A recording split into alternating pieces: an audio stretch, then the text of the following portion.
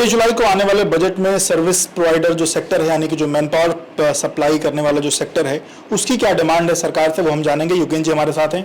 योगेन जी, आप लोग क्या चाहते हैं इस बार का बजट, 23 तारीख का जो बजट है आपके विभाग के लिए, या आप लोग जिस चीज़ के लिए काम करते हैं मैन पावर सप्लाई के लिए, क्या चीज़ें हों जिससे आपका विभाग और या आपका जो डिपार्टमेंट और अच्छा ग्रो कर सके? एक तो भारत सरकार से हमारी मांग है कि इस पर 18% जीएसटी है, तो उस पर 5% या 10% तक जीएसटी होनी चाहिए। और अगर ये 10% तक भी लाती है तो अन्य सेक्टरों में भी उसका बेनिफिट मिलेगा और उससे महंगाई घटेगी। अच्छा, एक चीज, मैन पावर आप लोग जैसे कहाँ क्या सप्लाई करवाते हैं, क्या चीज़ें कहाँ अपने लोगों को देते हैं? धीरे धीरे सभी जगह पे आउटसोर्सिंग की व्यवस्था हो गई है।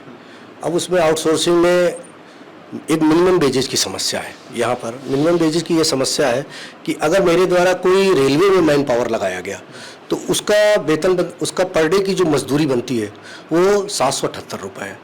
लेकिन अगर उसी तरह की अगर हम नगर निगम में किसी मैन पावर को लगाते हैं तो उसको 410 रुपये मिनिमम वेजेज मिलता है। वो एक बहुत बड़ा अंतर है, लगभग 400 के आसपास का फर्क पड़ता है। उससे मैन पावर मिलने में दिक्कत आती है। मेरी ये भारत सरकार से मांग है कि जो स्लैब है मिनिमम वेजेज का, मजदूरी दर, वो एक समान होना चाहिए, चाहे यूपी का हो और चाहे स्टेट के लिए बराबर होना चाहिए। उससे मैन पावर को भी, जो लेबर है उसको भी बेनिफिट होगा और जो सर्विस प्रोवाइडर है उनको भी लेबर अच्छी तरह से मिल जाएगी। और दूसरा जीएसटी में और इसमें एक और ये है कि जो टीडीएस कटता है वो टीडीएस रिफंड में भी बहुत दिक्कत आती है। सरकारी डिपार्टमेंटों से, अन्य डिपार्टमेंटों से टीडीएस तो मेरा कट गया। फॉर एग्जांपल कि अगर 100 रुपये का बिल है और आपने उसमें 2 रुपये का टीडीएस काट लिया, बाद में हमको उसमें 90 रुपये का पेमेंट हुआ, क्योंकि पेमेंट कई महीनों बाद होते हैं। तो वो टीडीएस जो है मिलान करने में दिक्कत आती है और टीडीएस के रिफंड में बहुत दिक्कत आती है। तो ये एक सरकार को इसमें, मतलब आपके हिसाब से टीडीएस ना कटे, ये आप कहना चाह रहे हैं? टीडीएस कटे लेकिन टीडीएस का रिफंडेबल अच्छे से मिले। टीडीएस जो काटे उसमें कोई आपत्ति नहीं, लेकिन वो रिफंडेबल है, वो रिफंड नहीं मिल पाता है। तो उसका कोई ऐसा प्रोविजन होना चाहिए कि रिफंडेबल हो। बिल्कुल बिल्कुल। तो मैन पावर से एक मेरा ये भी है कि जो, चूँकि मैं उत्तर प्रदेश उद्योग व्यापार मंडल का प्रदेश युवा महामंत्री हूँ, तो अन्य समस्याएं जैसे हम लोगों के पटल पर आती हैं। टोल टैक्स बहुत बढ़ता जा रहा है। टोल टैक्स को भी सरकार को घटाना चाहिए।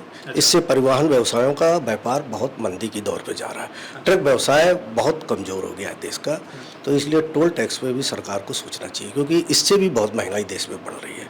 क्योंकि परिवहन व्यवसाय जो है एक प्रकार से व्यापार की रीढ़ है और उसका जब खर्चा बढ़ेगा तो वो सब पर पड़ेगा।